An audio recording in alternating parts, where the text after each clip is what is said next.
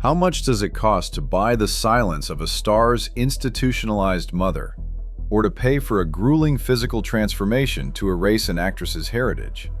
The bill for Hollywood's golden age wasn't paid in ticket sales. It was paid in millions spent on absolute, total control.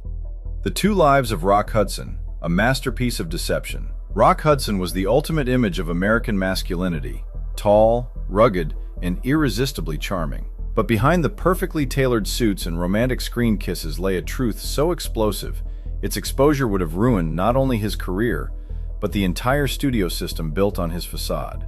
The studio bought his life, and the cost of maintaining that masterpiece of deception was astronomical. Born Roy Fitzgerald, he was discovered as a truck driver with pure, bankable stardom potential. From the moment he signed his contract, Universal Studios undertook a monumental effort to erase the vulnerable young man and construct the infallible romantic hero the public demanded. They famously capped his teeth and put him through rigorous training to mask his origins. The transformation went beyond appearance. It required a complete and expensive overhaul of his private existence. The studio was acutely aware of the star's preference for male companions. For Universal, this was a million-dollar threat. The cover-up became a daily operation, necessitating constant surveillance, the meticulous reading of his personal mail, and the expensive bribery of reporters. Any mention of the star's private life had to align with the carefully crafted narrative. Maintaining the illusion was paramount to his viability. The shadow of exposure never left him. He learned to greet every stranger with suspicion, always fearing the one who held the proof of his double life. The lengths to which the studio went culminated in what many historians call the ultimate business marriage. In 1955, under immense pressure, Rock Hudson wed Phyllis Gates. This union was a calculated piece of theatrical design, orchestrated not for love, but for the cameras. The studio poured enormous resources into the facade, including ensuring the couple was seen at all the right premieres. The marriage was a cold, contractual arrangement designed to protect a 7-year investment. The emotional toll was catastrophic. Hudson was forced to live two entirely separate existences. When rumors inevitably surfaced, the studio's massive apparatus would swoop in, deploying lawyers to issue threats, burying the stories, paying hush money, and intimidating journalists. The financial expense of this constant damage control was staggering, easily amounting to millions of dollars over the star's career. The studio's annual budget for PR defense alone rivaled the cost of a B-list picture, a clear prioritization of image over talent. Universal was not protecting the man, they were protecting the asset.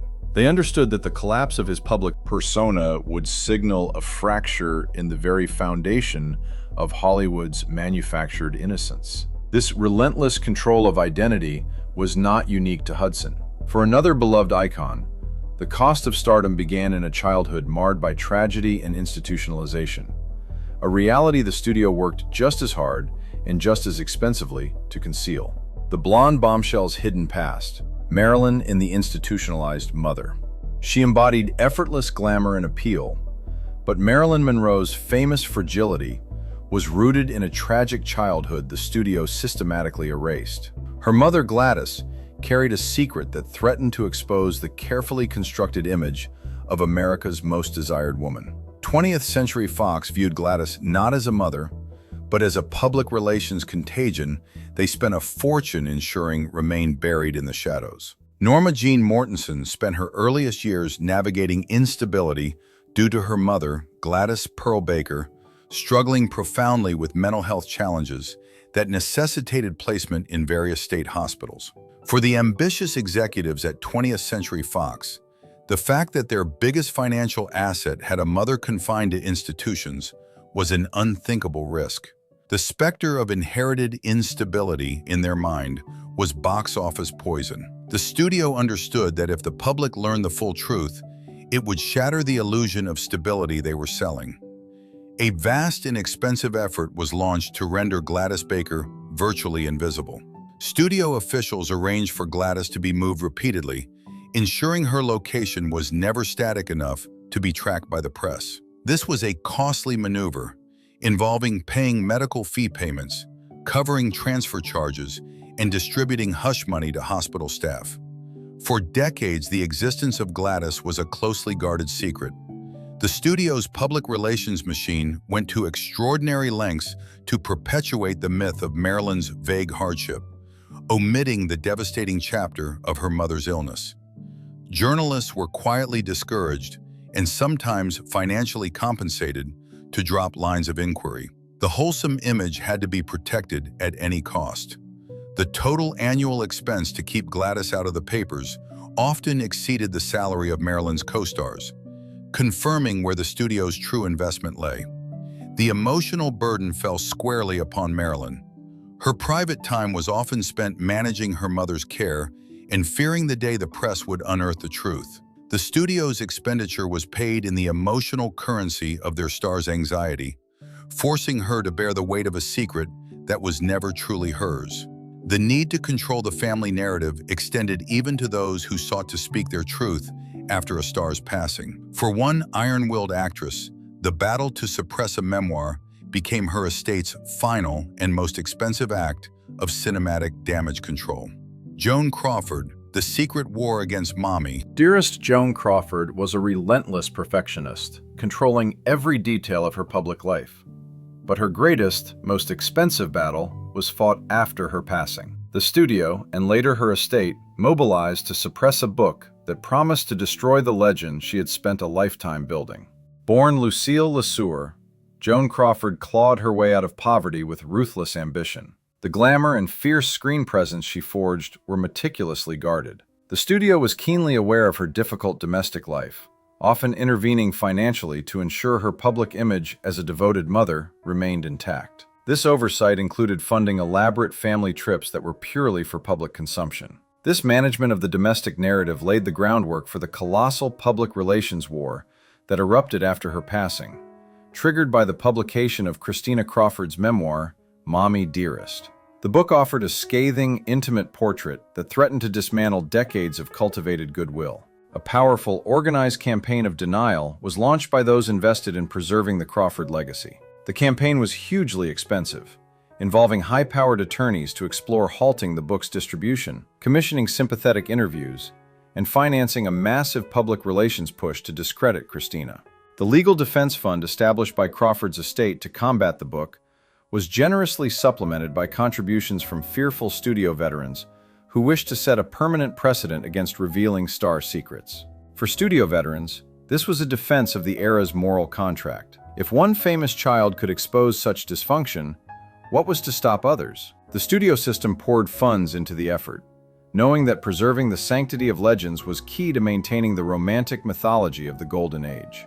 The financial cost of this suppression, paid in legal fees and publicists' salaries, easily amounted to hundreds of thousands of dollars, making it one of Hollywood's most expensive posthumous acts of damage control. The war to control the narrative often began not with a controversial book, but with the pressure to conform to a romantic ideal. For one legendary leading man, this pressure meant signing a $1 million contract to enter a loveless marriage that shielded his true affections. Tyrone Power's controlled affections, the marriage that was a contract. As Hollywood's most dashing leading man, Tyrone Power was required to project an image of undeniable heterosexuality and romantic devotion. The truth of his personal life, whispered only behind closed doors, reveals a studio-arranged marriage designed purely to shield his career. Tyrone Power represented the pinnacle of movie stardom. The studio had invested colossal sums into building his image as a passionate heartthrob. Any deviation from this heterosexual ideal was seen as an existential financial threat. Studio executives openly feared the power of gossip to erode their multi-picture investment. The executives at Fox were constantly vigilant, aware of the persistent rumors regarding Power's private life. To secure their investment, the studio devised a calculated strategy, a contractual marriage. In 1939, Power wed French actress Annabella. This union was more a joining of two studio contracts. The ceremony was a public spectacle, cementing the studio's seal of approval on Power's supposed romantic normalcy. Annabella stood to benefit from the visibility, but the primary purpose was to provide an unimpeachable barrier against whispers. The terms of the arrangement were highly specific and costly. Beyond the financial incentives offered to Annabella, which included a guaranteed number of feature roles and a substantial annuity, Fox dedicated resources to monitoring the couple's public appearances. The marriage was a full-time public relations job, costing the studio thousands in retainer fees and management. Fixers ensured that Power and Annabella maintained separate social schedules that only intersected at mandated public events, effectively running two households for one marriage. The emotional toll was immense. Power lived under the strain of constant pretense. The marriage was financially backed by the studio to prevent the collapse of the star's image. The irony was profound. The star who defined cinematic romance was merely acting out a contractual obligation. 20th Century Fox willingly paid the high price, equivalent to millions in modern currency, to maintain a public narrative that guaranteed continued box office success. While the studios managed the public images of their leading men, they managed the careers of their female stars with something far more insidious: a carefully controlled pill regimen designed to fuel relentless production schedules. The tragedy of Judy Garland, the pill diet that fueled a legend. Judy Garland was the voice of a generation, a symbol of youthful innocence, yet her energy and stamina were tragically manufactured by the very studio that adored her. The specialized substances prescribed to her starting in her teens were not medicine, but a tool of relentless cinematic production. Frances Ethel Gum arrived at Metro-Goldwyn-Mayer as an insecure teenager. The studio, determined to maximize its investment, immediately put her on a grueling schedule that demanded superhuman energy. The secret they spent a fortune concealing was the systematic manipulation of her body chemistry. The pressure on the young actress to maintain a slim, youthful figure was merciless and constant.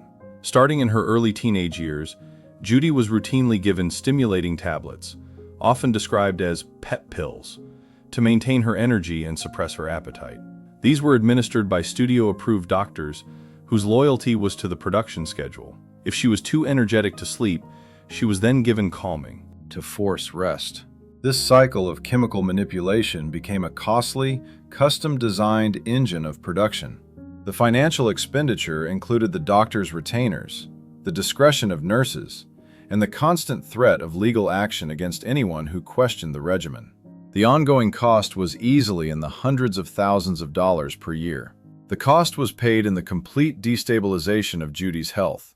By adulthood, she was dependent on these prescribed substances. The studio had systematically destroyed her natural rhythm, trading her stability for short-term box office gains. Her inability to function without these chemical aids later led to her great professional troubles. This tragic process was kept utterly secret. The expenses related to her care and the constant public relations spin needed to explain her exhaustion accumulated to vast sums. Money spent to maintain the lucrative illusion of a happy, hard-working child star. The studio viewed Judy's physical breakdown simply as an expensive maintenance failure, not a moral crisis, often citing the need to protect the wholesome image to justify their cruelty. The sheer scale of this cover-up reveals the studio system's cold calculus. Maximizing profit was prioritized over the welfare of the human being who generated it. In Hollywood's golden age, where the stakes were so high, secrets were managed with the same ruthlessness used to control production schedules. Sometimes, a secret was so dangerous, the cover-up extended beyond reputation and into the realm of an unsolved crime that remains controversial to this day. The unsolvable crime. Who really silenced Thelma Todd? Thelma Todd, the ice cream blonde of early comedy, was found passed away in her garage in 1935. Under circumstances the police quickly ruled a self-inflicted final act. But in Hollywood, where fortunes were built on managing secrets, many believed her sudden end was a calculated effort to silence a dangerous secret. Thelma Todd was a brilliant comedic talent, but her personal life, centered on her seaside cafe, was far less straightforward. She was frequently surrounded by figures from Hollywood's darker edges, including alleged organized crime figures. This proximity was a costly public relations burden. The star was discovered not breathing inside her garage. Her passing was instantly deemed a self-inflicted final act. However, the scene was riddled with contradictions, including a noticeable injury on her face. The speed with which the official investigation closed the case was the first expensive act of the cover-up. Studio attorneys and powerful political figures exerted immense pressure on investigators. The film industry could not afford another major tragedy. The financial incentive was simple. A swift, clean closure was cheaper than a protracted investigation. The entire industry sighed in relief when the official narrative was finalized, preventing months of ruinous public testimony. It was rumored that Thelma had become entangled with powerful men, including figures connected to mobster Mickey Cohen, and was after threatening to expose illegal dealings. The studio deployed publicists to feed compliant reporters the official narrative, overlooking inconsistencies. Powerful entities had spent an immense sum of political capital and literal cash, millions in today's value, to protect a secret more damaging than the loss of one star's life. The money was spent on silence and disinformation. The story of Thelma Todd's final hours may never be fully known. Did these first 6 stories pull the curtain back on the golden facade? If you're ready to uncover more expensive secrets the studios worked tirelessly to bury, make sure you hit the subscribe button below and ring that notification bell. We're only getting started. Vivien Leigh, the marriage cracking under the strain of madness. Her beauty was unmatched, her performance in Gone with the Wind legendary. Yet, Vivien Leigh carried a private burden, a severe mental illness the studio actively concealed, fearful that the volatility of their star would destroy their most prized production. Vivien Leigh possessed a transcendent beauty. Beneath the brilliant veneer, Leigh struggled with a debilitating mood disorder. For the studios, this illness was a catastrophic risk, requiring immense, costly management. The fear was that her erratic behavior would make their largest financial investments uninsurable. The greatest expenditure was protecting the public image of her marriage to Laurence Olivier. The studios poured funds into controlling their narrative, ensuring any public incident was immediately spun as artistic temperament. Doctors were retained on high-priced contracts to administer calming medications and enforce periods of rest. During the 1940s, as fluctuations intensified, the studio's efforts became more extreme. A complete halt in filming was once necessary to manage a severe episode. The cost of this shutdown, salaries, idle machinery, amounted to hundreds of thousands of dollars in lost time, a figure the studios considered necessary to keep the illness a secret. Had the truth been revealed, the loss of banking confidence would have been devastating. The secrecy extended to the scripts. Leigh would often have demanding scenes removed because the studio feared the emotional toll. This level of customized production was an extraordinary financial commitment dedicated to concealing her vulnerability. Her illness was the great, unspoken secret of her career. The studios paid the price in production costs. Vivien Leigh paid the price in isolation. The price of the deception was paid directly in production delays and the ongoing retention fees for her psychiatric care, which the studios considered essential to keep her working. This desperate need to manufacture an appealing personality also drove studios to mask the personal histories of their leading men, meticulously controlling their backstories, particularly the uncomfortable truth of their age and their romantic indiscretions. Errol Flynn, the truth about his age and his dangerous liaisons. Errol Flynn was the reckless swashbuckler. The studio's immense financial investment in the Flynn image was predicated on his status as a young, available adventurer. Warner Brothers undertook an expensive scrubbing of his early life, shaving years off his age. The first secret Warner Brothers spent a fortune concealing was his true date of birth. By consistently misreporting his age, they ensured he remained perpetually youthful, extending the shelf life of his adventurous appeal. This required coordination with publicists and officials to enforce the lie. The second, far more expensive secret related to his reputation for romantic entanglements. The studio was in a perpetual state of damage control, spending vast sums on legal fees to manage the fallout from his chaotic private life. This effort reached a crescendo during the 1940s, when the star faced a harrowing legal challenge involving allegations that threatened to derail his career. Warner Brothers mobilized an enormous legal defense team, sparing no expense. The cost of this effort was astronomical, easily running into the millions of dollars in modern terms. It was a clear demonstration that the star's career was worth any price. The The studio justified the exorbitant legal fees as a necessary defense of its entire profitable swashbuckler genre, fearing a collapse in moral standing. The primary strategy was to preserve the image of the playful rogue. The studio's success in protecting his career proved the effectiveness of their financial commitment to silence and spin. The life of Errol Flynn was a constant tightrope walk. The studio paid handsomely for every step. While the studios controlled the appearance of their swashbucklers, they often failed to recognize, or actively suppressed, the intellectual genius of one of the most beautiful women in the world. The Dark Pact: Why Studios Refused to Acknowledge Hedy Lamarr's Genius. Hedy Lamarr was marketed purely as the most beautiful woman in the world, a distraction. But while Hollywood was obsessing over her looks, she was inventing a frequency-hopping technology that would eventually become the foundation for modern wireless communication. The studio's biggest secret was how hard they worked to keep her dumb. Hedy Lamarr arrived in Hollywood. MGM quickly cast her as the sensual star. The studio's immense investment was based entirely on her visual allure. Her intelligence and scientific mind were seen as profound liabilities. The head of the studio, Louis B. Mayer, was reportedly baffled by her intellectual curiosity. Lamarr, driven by a desire to contribute to the Allied effort during World War II, co-invented a secret communication system. This invention was a profound act of genius, yet it was a secret MGM spent vast sums suppressing. The studio feared that the public perception of Hedy Lamarr as an inventor would entirely undermine the glamorous persona they had cultivated. Her value was tied to her aesthetic perfection, not her mind. MGM actively discouraged her scientific pursuits.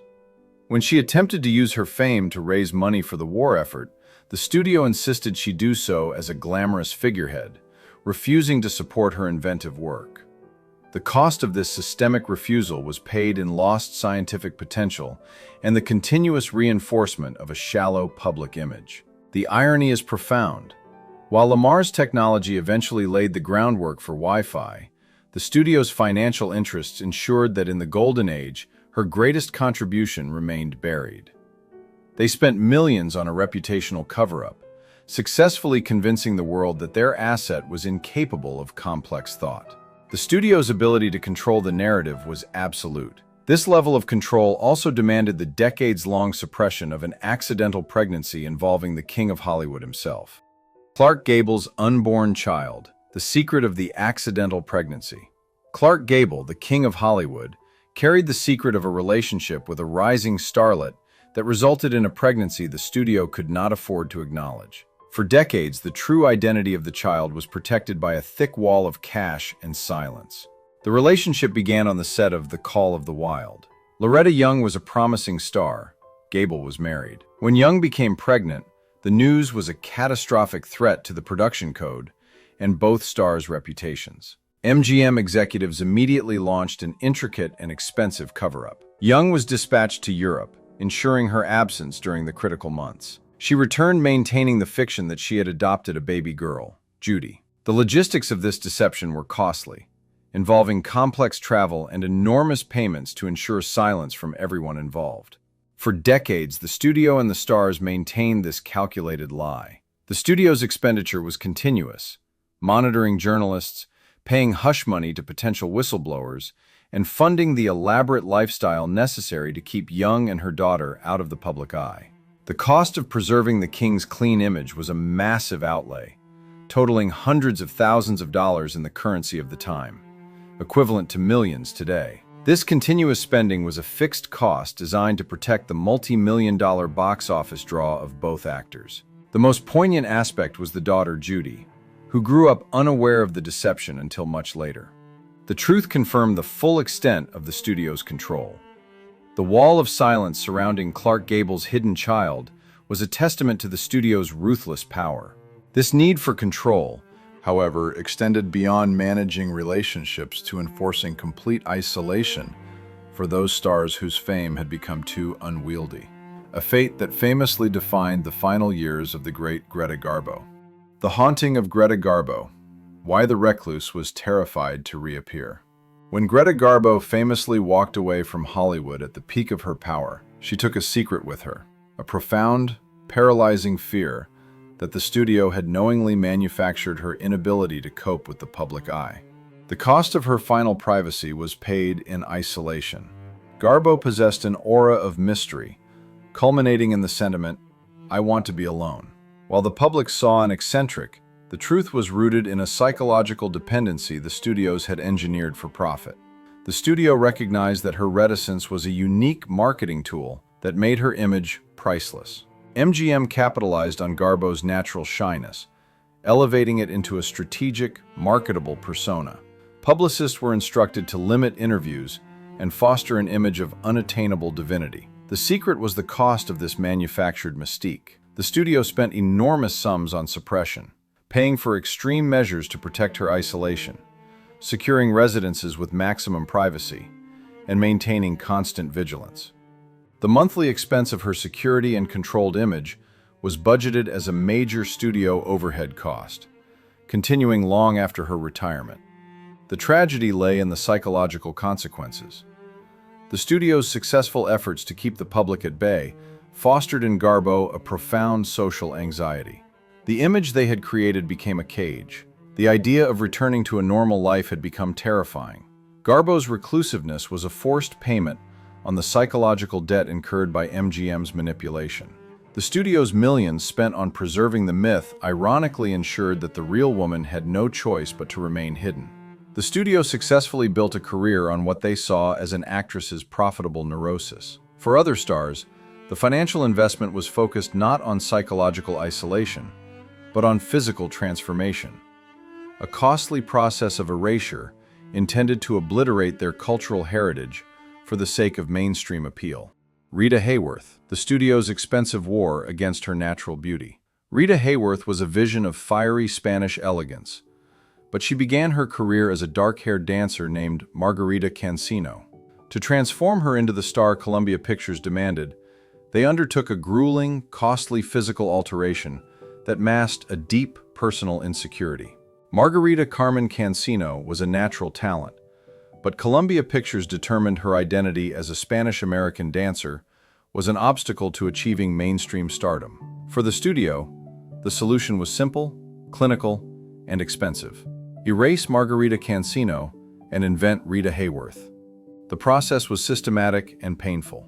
The first step was the most physically demanding, changing her dark, low hairline.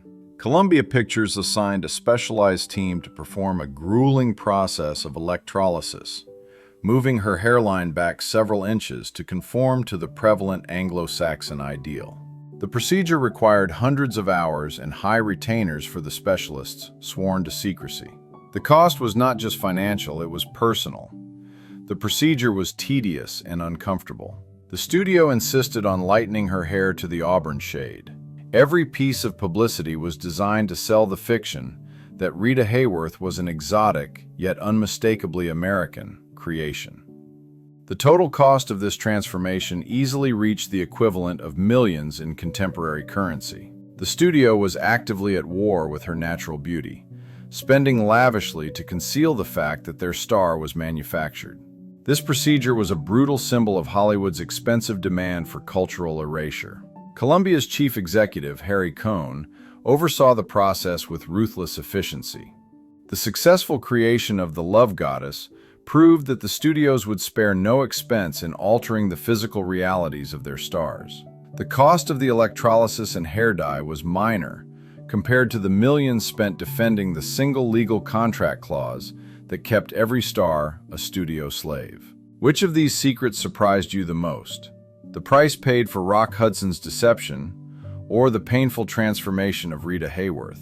Let us know in the comments below. We love hearing your thoughts on these complex Hollywood histories. The dark art of the option clause. Slavery in 6-month increments. While the actors were showered with fame and money, the studios held a financial weapon more powerful than any contract. The option clause ensured that the highest-paid actors were still, for all intents and purposes, the property of the studio system. The biggest secret the studio moguls spent millions defending was the option clause. The standard 7-year contract gave the studio the right, every 6 months, to decide whether or not to renew. If the studio declined, the actor was instantly without a job. This power dynamic was the most effective way the studios controlled their massive investments. The cost was the vast legal fees dedicated to enforcing the clause. The studio would deploy top lawyers to fend off any attempted challenge, ensuring the legal precedent remained ironclad. They knew if one star successfully broke free, the entire system would crumble. The option clause was the sword of Damocles. It allowed the studio to dictate professional choices and private behavior. Any costly scandal could result in the contract not being picked up. The star lived in perpetual, costly fear of being deemed unsuitable for renewal. The greatest financial use of this clause was loan-outs. If a star was under contract to MGM, they could be loaned out for an enormous fee that went entirely to MGM. The actors still received only their basic salary, cementing the star's status as a massive passive source of additional revenue. This expensive web of legal control upheld the glamorous facade of Hollywood. Yet, one fiery actress dared to challenge the entire system in open court, initiating a costly legal battle that threatened to shatter the very option clause that bound them all. Bette Davis versus Warner Brothers, the trial that threatened to shatter the system. No star fought harder against the tyranny of the studio than Bette Davis, who took Warner Brothers to court in 1937 to challenge her contract. The studio spent a fortune not just to win, but to ensure that her rebellion would terrify every other contract player into submission. Bette Davis felt stifled by the lackluster roles the studio forced upon her. She walked off her contract and traveled to England. Warner Brothers immediately filed a lawsuit. Davis countersued in the British High Courts, arguing the option clause constituted personal servitude. The trial became the most significant legal battle in the history of the Golden Age. Warner Brothers understood that the outcome would determine the future of the entire studio system. The financial implications, if Davis won, were catastrophic. Warner Brothers spared absolutely no expense. They assembled a formidable legal team to crush Davis's claim. The cost of retaining these barristers amounted to hundreds of thousands of dollars, a strategically executed deterrent aimed at every actor in Hollywood. Despite Davis's compelling testimony, she ultimately lost the case. She was forced to return to Warner Brothers. Yet, the massive cost of the trial proved to be an eventual victory. Davis had exposed the tyranny of the system, and the studios realized that pushing their stars too far was counterproductive, leading to slow, incremental improvements in star-studio relations. The fight Davis waged was against the contract, but the real power lay in the hands of the autocratic moguls. No figure embodied this absolute and hypocritical authority more completely than the man who built MGM on a foundation of control and financial deceit. The Secret Life of Louis B. Mayer, the architect of Hollywood's hypocrisy. Louis B. Mayer, the titan of Metro-Goldwyn-Mayer, built his empire on family values and cinematic morality. Yet, behind the scenes, he was a master manipulator whose private life and business dealings were riddled with hypocrisy and corruption. Mayer curated an image for his studio based on wholesomeness. This facade was the studio's most valuable secret, the lie that moral virtue governed artistic production. And Mayer spent untold millions to protect it. The real cost was in the relentless enforcement of this hypocrisy. Mayer was a dictator on his lot. He controlled every aspect of his stars' lives, ensuring they adhered to the morality clauses. His own behavior often contradicted the values he enforced, including numerous affairs the studio paid handsomely to keep out of the press. Mayer's financial expenditure in maintaining his own reputation was colossal. It involved permanently retaining a network of fixers and lawyers whose sole job was to bury embarrassing stories and pay hush money to potential mistresses. These expenses were factored into the studio's overhead. The entire cost of this morality management team was an expense line item bigger than many of MGM's mid-tier films. Furthermore, the expense was paid in the suffering of his stars. Mayer used emotional manipulation to coerce young female stars. He once reportedly threatened to permanently blacklist a major director who refused to work with his favorite star, demonstrating the financial severity of his dictatorial control. The cost was the financial drain of managing the subsequent emotional fallout and legal threats. Mayer's reign was a study in profound duality. The studio's enduring secret was that the moral integrity of the Golden Age was a financially constructed fiction. The ruthless efficiency Mayer championed extended to all aspects of production, Sometimes, a star's well-being was sacrificed entirely when the studio, facing financial pressure, prioritized the completion of a movie over the life of the person starring in it. The fatal rush of Jean Harlow, filming a star to passing away. When Jean Harlow collapsed on the set of Saratoga, she was gravely ill with kidney failure. But instead of halting production, Metro-Goldwyn-Mayer used every resource to speed up the process, fearing the catastrophic financial loss of not finishing the film with their biggest star. Jean Harlow was an irreplaceable commodity. While filming Saratoga in 1937, Harlow began to suffer from profound symptoms of illness. MGM executives were aware, but the potential loss of income was financially unacceptable. The studio's response was a chilling calculation, prioritizing the balance sheet and initiating a massive, expensive effort to accelerate filming. Doctors were employed to keep her functioning long enough to complete her scenes, administering treatments to mask her symptoms. The cost of this specialized medical maintenance was a covert financial investment in completing the picture. When Harlow collapsed and was rushed to the hospital, the studio's chief concern remained the picture. Saratoga was nearly complete. MGM devised a costly strategy, using a stand-in and spending vast sums on writers who meticulously rewrote scenes to incorporate previously filmed footage.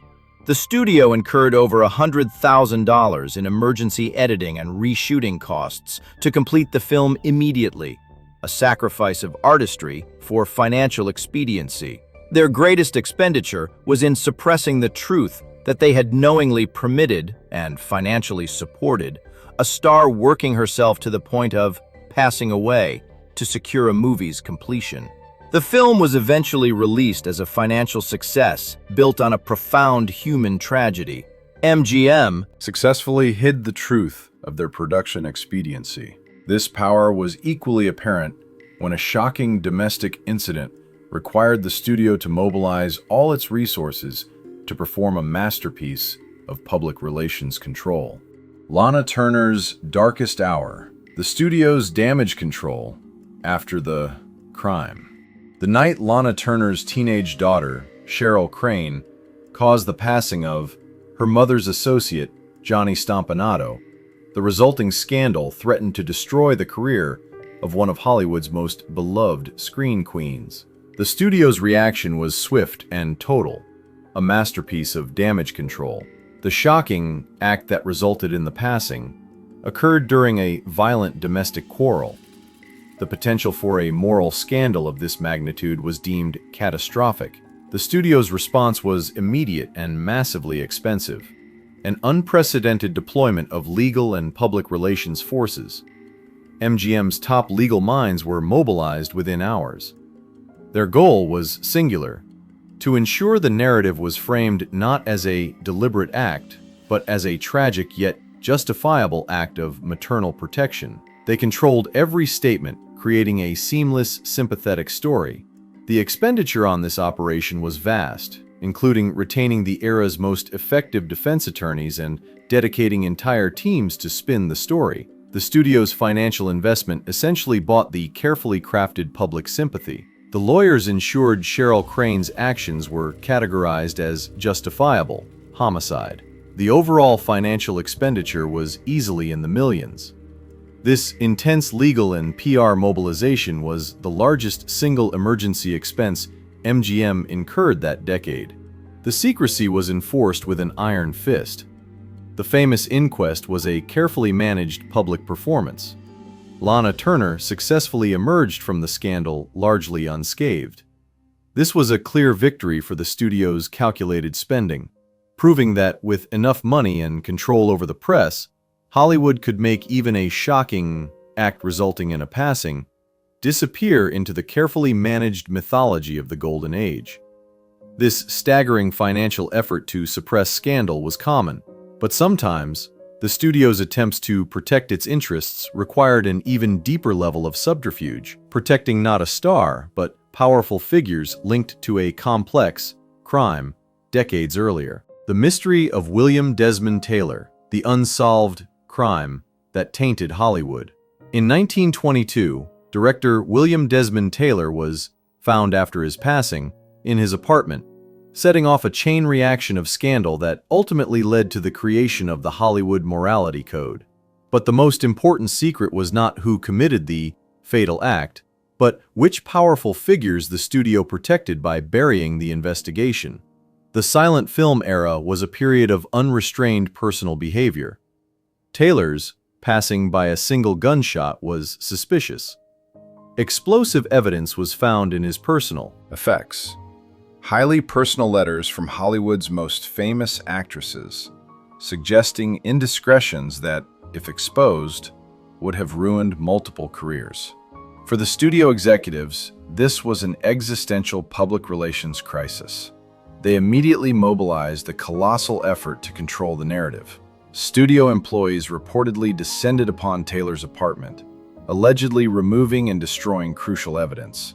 This was a financial and ethical expenditure of the highest order, requiring massive hush payments. The aim was to ensure the investigation focused on minor players, while protecting high-value actresses and executives. The studio's lawyers spent vast sums to influence law enforcement and direct attention away from the real secrets: blackmail, illegal substance use, and romantic complexity. The decision to suppress the truth was a conscious, expensive choice made by the men who ran the town. The legacy of the Taylor fatal act was the creation of the Hays Office.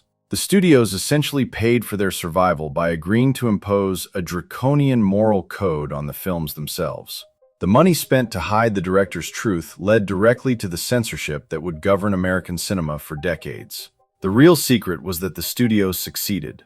The crime was never officially solved, and the powerful figures connected to the director's letters remained untouched. This intense damage control was a continuous expense. The greatest secrets are often the ones we share. If this history of Hollywood's hidden control fascinates you, please share this video with someone who cherishes the golden era. Help us keep these vital human stories alive. James Dean, the million-dollar cover-up of the fast car and the fast life. James Dean was the reluctant symbol of teenage angst and freedom. When his Porsche 550 Spider crashed in 1955, the studios, desperate to preserve their new icon, launched an unprecedented effort to suppress the details of his reckless lifestyle and the potential fault in his image. Dean was an electric, unstable force of nature. Warner Brothers had invested heavily, positioning him as a major star. But Dean's private life was volatile, defined by a passion for speed that ultimately led to his tragic son. Dean was taken quickly at the scene.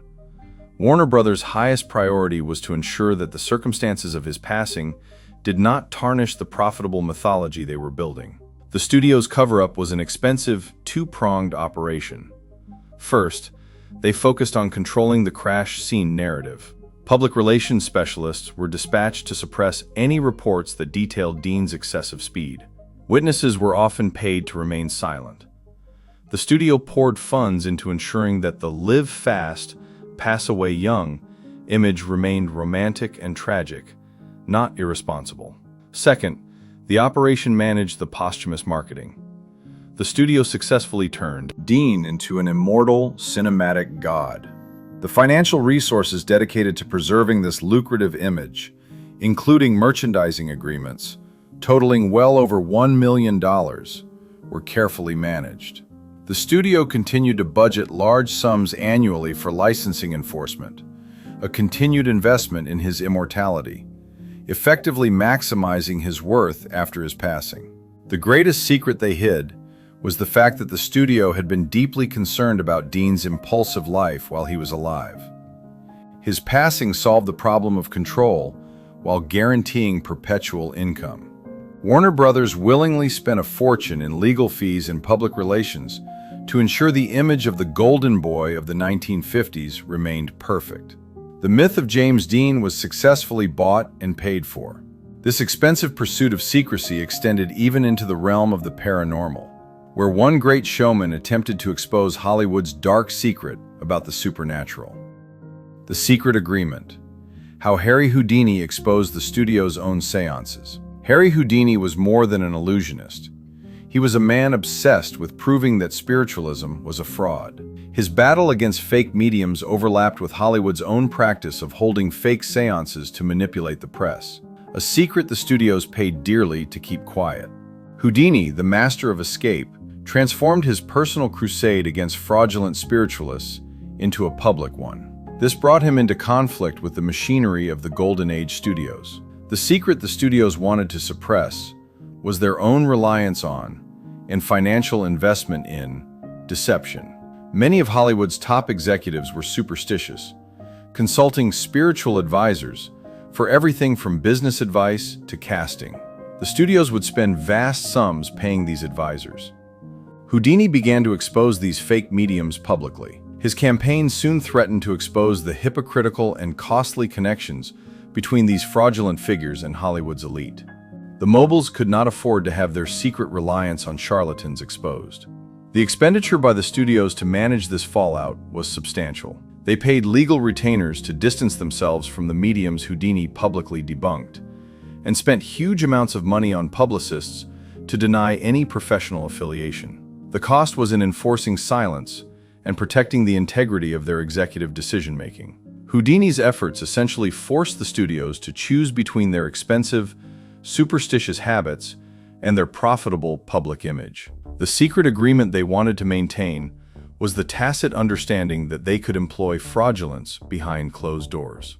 Houdini never succeeded in his personal quest, but his tireless campaign exposed the costly, elaborate lengths to which the biggest power brokers in the Golden Age would go to hide their most irrational and financially embarrassing secrets. From the hidden contracts that bought silence to the elaborate lies that manufactured perfection.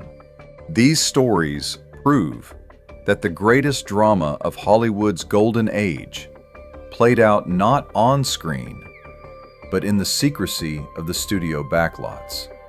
The price of that glamour was measured in millions of dollars and decades of control. If these untold secrets fascinated you, take a moment to like this video. It tells YouTube this history matters.